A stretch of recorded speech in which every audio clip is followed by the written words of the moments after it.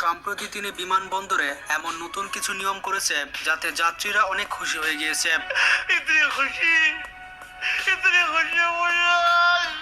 তাছাড়া তিনি বাংলাদেশের সিস্টেমে বেশ কিছু পরিবর্তন এনেছেন। এছাড়া সিস্টেমে আরো কিছু পরিবর্তন রয়েছে যেগুলো তিনি ভবিষ্যতে নিয়ে আসবেন। তো চলুন দেখে আসি ডক্টর মোহাম্মদ ইউনূস কি কি পরিবর্তন এনেছেন। এক বছরেও যন্ত্রপাতি এনে সচল সম্ভব হবে না বলে এক্সপার্টরা। ৩৭ দিন বন্ধ থাকার পর কাল চলবে মেট্রো রেল। মধ্যরাত থেকে কমছে সব ধরনের জ্বালানি তেলের দাম, জানিয়েছে বিদ্যুৎ ও জ্বালানি উপদেষ্টা মোহাম্মদ ফাউজুল কবির খান।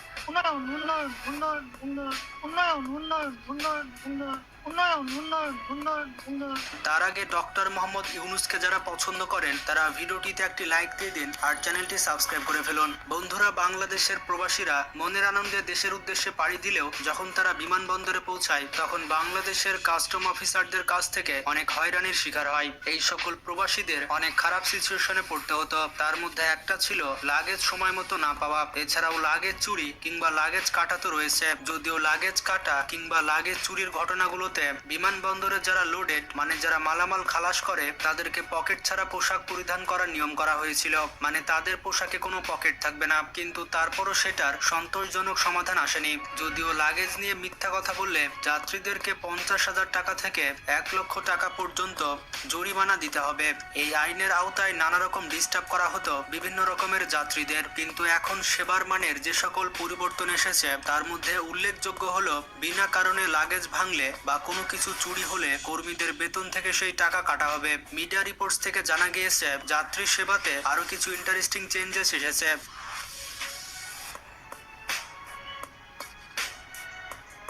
যেমন শাহজালাল ইন্টারন্যাশনাল এয়ারপোর্টে টেলিফোন সেবা বা হেল্প ডেস্ক থাকলেও এতদিন সেটা কোনো যাত্রীদের কাজে আসেনি, কিন্তু বর্তমানে হেল্প ডেস্কে প্রায় 54 জন কর্মী কাজ করছে।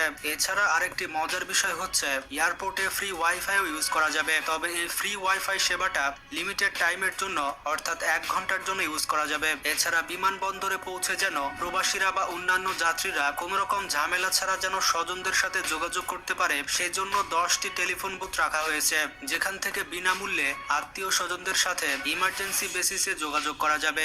তবে এই হেল্প ডেস্ক বা টেলিফোন সেবা আগে থেকে থাকলেও সেগুলো চালু ছিল না, কিন্তু এগুলো এখন 100% ভাবে চালু করা হবে। এছাড়া প্রবাসী যাত্রীদেরকে বিশেষভাবে গুরুত্ব দেওয়া হচ্ছে। আত্মীয়ের বেশে বিমানবন্দরের বাইরে ঘোরাঘুরি, এরপর বিদেশ থেকে আসা প্রবাসীদের লাগেজ চুরি।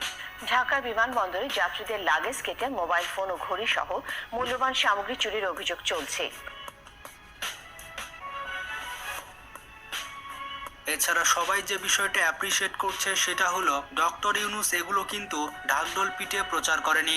আগে যেমন বাংলাদেশে কোনো কিছুতে খাজনার থেকে বাজনা বেশি হতো, ডক্টর মোহাম্মদ ইউনূস যে প্রকৃত একজন শিক্ষিত মানুষ সেটা তার কাজে বোঝা যাচ্ছে। বন্ধুরা, সবাই অবাক হয়ে যায় যখন এই ভিডিওটি সবার সামনে আসে, কারণ বাংলাদেশের মানুষ কখনো ইমাজিন করতে পারেনি যে একজন ভিআইপি এভাবে সিগন্যালে বসে থাকবে।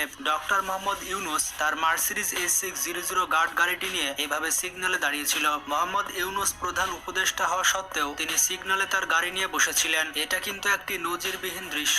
যদিও তার ভিআইপি প্রোটোকল ছিল এবং সেখানে অনেক সিকিউরিটি অ্যারেঞ্জমেন্ট ছিল, বাংলাদেশ নিরাপত্তা প্রোটোকল বিধি অনুযায়ী রাষ্ট্রপতি ও প্রধানমন্ত্রীর গাড়ি বহর চলাচলের সময় সড়কের এক পাশ খালি করে চলাচল করার নিয়ম রয়েছে। তাদের চলাচলের 15 মিনিট আগে থেকেই নির্দিষ্ট সড়কটির এক পাশ ফাঁকা করে সেখানে জনসাধারণের চলাচল বন্ধ করে দেওয়ার নিয়ম রয়েছে। যদিও এটি নিয়ম রয়েছে, কিন্তু এই বিষয়ে আমরা অনেক আগে জানতাম না আর আমরা অনেকে এই বিষয়ে বিরক্ত হতাম। কিন্তু ডক্টর মোহাম্মদ ইউনূস নিজেই সিগন্যালে বসে থাকেন। এটা দেখে অনেকে ডক্টর মোহাম্মদ ইউনূসকে অ্যাপ্রিসিয়েট করছে। এখানে খুবই ভালো বিষয় যে ডক্টর মোহাম্মদ ইউনূস সাধারণ মানুষের মতো চলাচল করছে, কিন্তু তার সিকিউরিটির বিষয়টাও মাথায় রাখতে হবে, কারণ ডক্টর মোহাম্মদ ইউনূসের পিছে কিন্তু অনেক মানুষ লেগে আছে। তাকে এখন সুরক্ষিত থাকতে হবে এবং পরবর্তীতে তার এই ভিআইপি প্রোটোকলটা অনুসরণ করা উচিত। এবার আসা যাক মেট্রো রেলের কাছে। মেট্রো রেলে যে ক্ষয়ক্ষতি হয়েছিল সেই ক্ষয়ক্ষতি সম্পর্কে এর আগে ওবায়দুল কাদের বলেছিল এই মেট্রো রেল ঠিক করতে প্রায় 1 বছর সময় লাগবে। তখন এমনও বলা হয়েছিল যে ক্ষয়ক্ষতি হয়েছে সেটা পুষাতে প্রায় 300 কোটি টাকা লাগবে। তবে পরবর্তীতে ভালো মতো অনুসন্ধান করে জানা যায় মেট্রো রেলে যে ক্ষয়ক্ষতি হয়েছে সেই ক্ষয়ক্ষতি পূরণ করতে 50 কোটি টাকা লাগবে। 50 কোটি টাকা হলেই এটি সম্পূর্ণ ঠিক হয়ে যাবে। বুঝতে পারছেন, ওবায়দুল কাদের 50 কোটি দিয়ে ঠিক করতো আর বাকি 250 কোটি তার পকেটে পড়তো। এক বছরেও যন্ত্রপাতি এনে সচল সম্ভব হবে না বলে এক্সপার্ট এবং আপনারা যেমনটা জানেন মেট্রো রেল কিন্তু চালু হয়ে গিয়েছে। শুধুমাত্র মিরপুর 10 এবং কাজীপাড়া স্টেশন বাদে বাকি স্টেশনগুলোতে মেট্রো রেল স্বাভাবিকভাবে চলাফেরা করবে।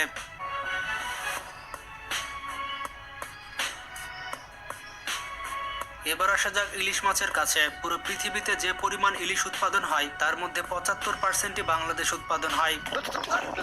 বিশাল বিশাল বিশাল বিশাল বিশাল সাইজ।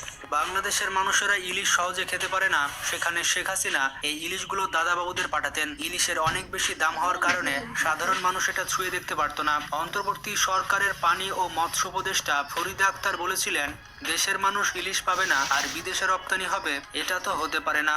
আগে দেশকে গুরুত্ব দিতে হবে, দেশের মানুষের চাহিদা পূরণ করতে হবে, তারপর রপ্তানি করা হবে। দেশের মানুষ যাতে ইলিশ মাছ পায় এবং ইলিশ মাছের দাম কমে সেই উদ্যোগ নেওয়া হবে। ইলিশ মাছটা একটা বিশেষ মাছ যেটা একমাত্র বাংলাদেশে, এটা রপ্তানি চাইতে বেশি আমাদের চেষ্টা করতে হবে দেশের মানুষ যেন ইলিশ মাছটা পায় এবং সেটার দামটা অহেতুকভাবে বাড়ানো কোনো মতে যুক্তিযুক্ত এবং দেশের মানুষকে না খাইয়ে বাইরে পাঠানো আমি কোনো মতে অ্যাপ্রুভ করি না।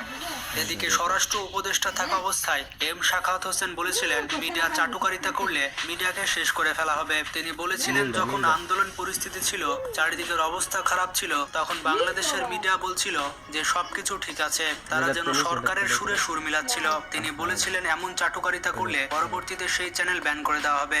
আর আপনাদের মিডিয়া কিভাবে মিডিয়াগুলোকে আপনারা করলেন, এরপরে অন্তত এই পিরিয়ডে কোনো মিডিয়া চাটুকারি করবেন, মিডিয়া বন্ধ হয়ে যাবে।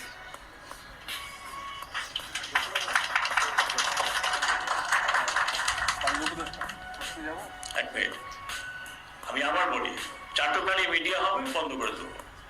এছাড়া তিনি পুলিশের রিফরমেশন সম্পর্কে বলেছিলেন। তিনি বলেছিলেন পুলিশের লোগো এবং ইউনিফর্ম পরিবর্তন করা হবে, কারণ পুলিশেরা বর্তমান লোগো এবং পোশাকে কাজে ফিরতে ইচ্ছুক নন। তারা পোশাককে এখন ঘৃণা করছে, তাই এই পোশাক পরিবর্তন করা হতে পারে এবং পুলিশকে নতুন পোশাক দেওয়া হবে। এই বিষয়টা অনেকেই অ্যাপ্রিসিয়েট করছে, কারণ পুলিশেরা আন্দোলনের সময় যে অ্যাক্টিভিটিস দেখিয়েছে সেটা ছিল বেশ নিন্দনীয়।